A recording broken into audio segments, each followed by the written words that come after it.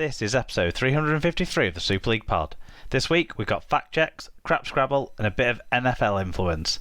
Some sound issues early doors, apologies for that, but don't worry, we've turned the aircon off so no dramas there. We've got all the stats, news and results from around the world of rugby league, plus NRL review is back for some light relief. We'll make sure you're more in the know than if you were waiting for a Marcus Griffiths penalty signal. So get strapped in, it's SLP time.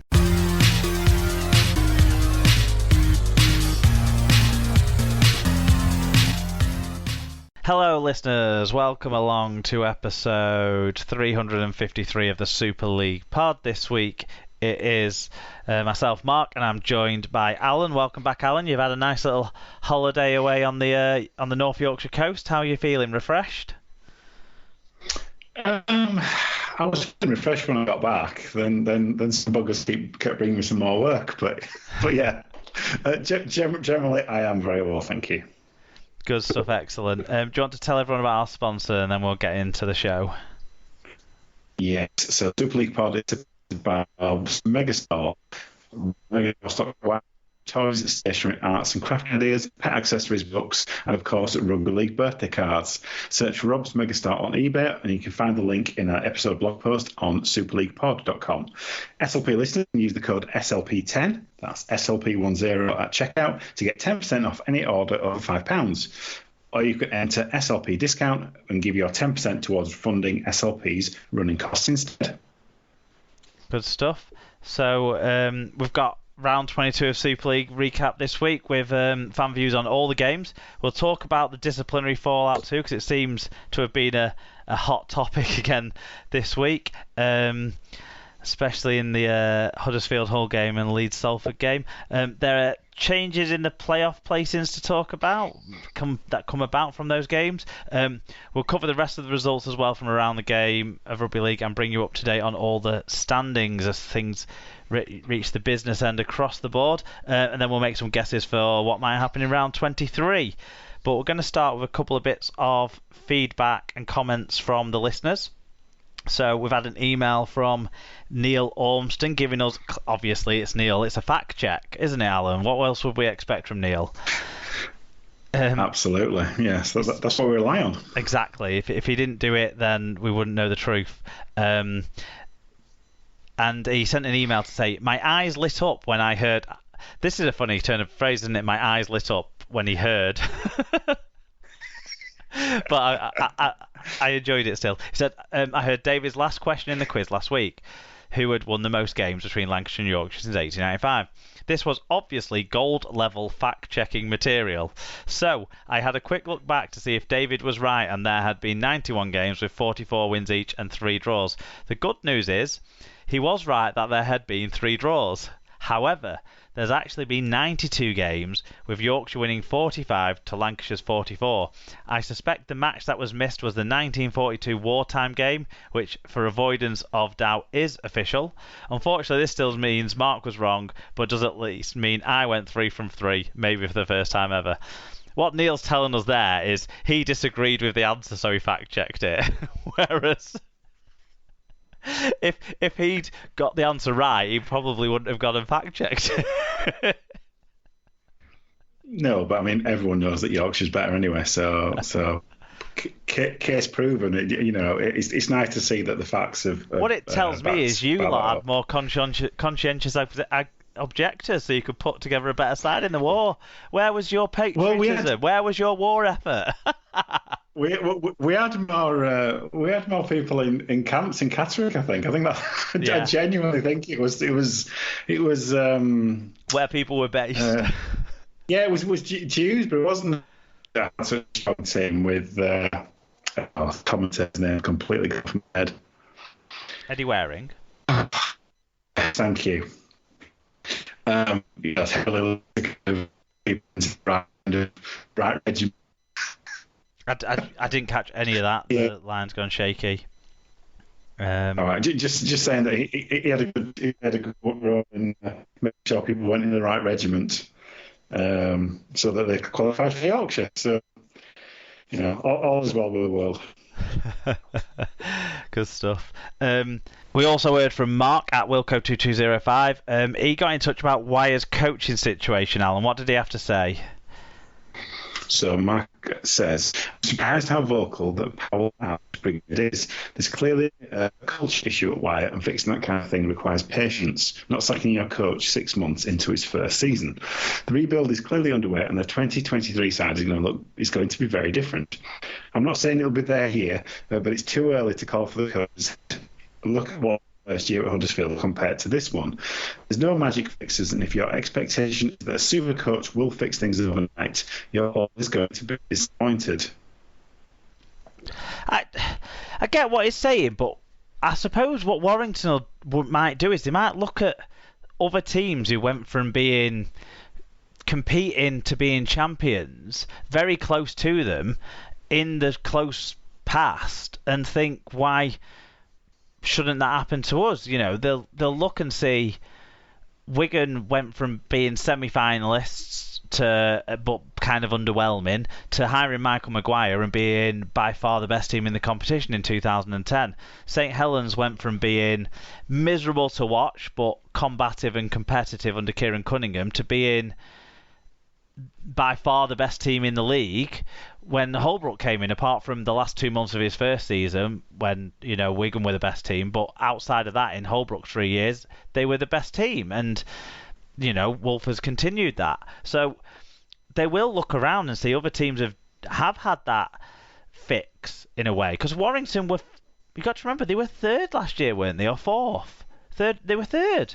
So it's not like they were out of contention. It's not like these players aren't good enough. So you can kind of understand why there is so much rage with the Wire fan base. But at the same time, I do agree you have to give a coach time if they're trying to make a fundamental change.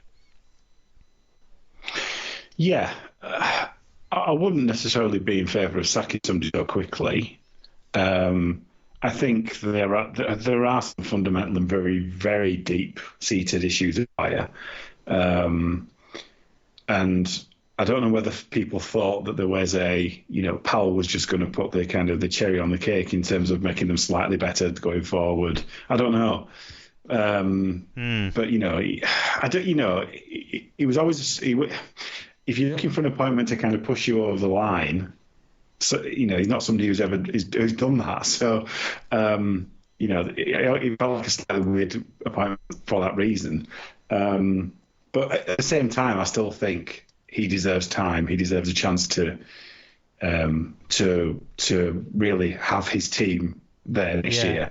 If come this time next year it isn't working, then I think it's a point for a conversation probably. They have to give him the benefit of the doubt for now that he's making those changes to the sort of deep-rooted culture through kind of giving him a full recruitment cycle. Yeah, I get what you're saying, and I think there's less excuses as well then.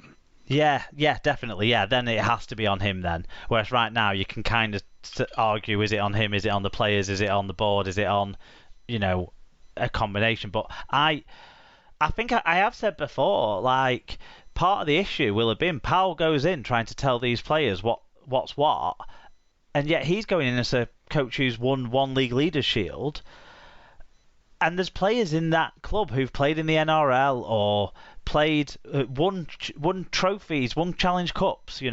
There's some that have won Super Leagues. There's plenty that have played at the top level.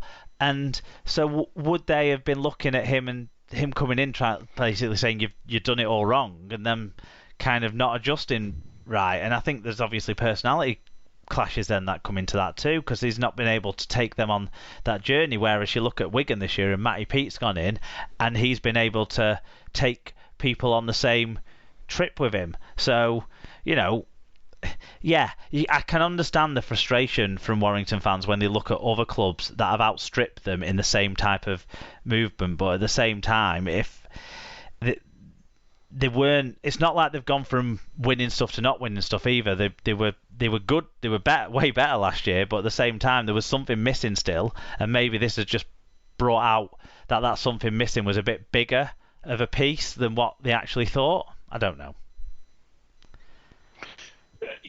I don't think anyone has an easy answer. Otherwise, the people involved as mine have out.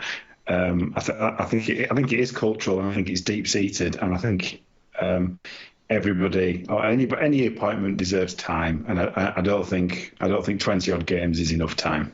No, fair play. Okay. So if you've got any points to talk about on any of those things or anything else that we talked about this week, if you want to get in touch at social media, it's on social media, it's at Super League Pod on Twitter and Instagram, or facebook.com/Super League Pod. You can email superleaguepod@gmail.com or visit superleaguepod.com to get the info on each episode and links to the Google Forms for your fan views that we can share and discuss on the show. And don't forget to subscribe in whatever podcast app you're listening to us on and leave a rating and review if you can. We're going to try and sort this line out, and at the other side of the music, we'll be talking about the Super League match reviews.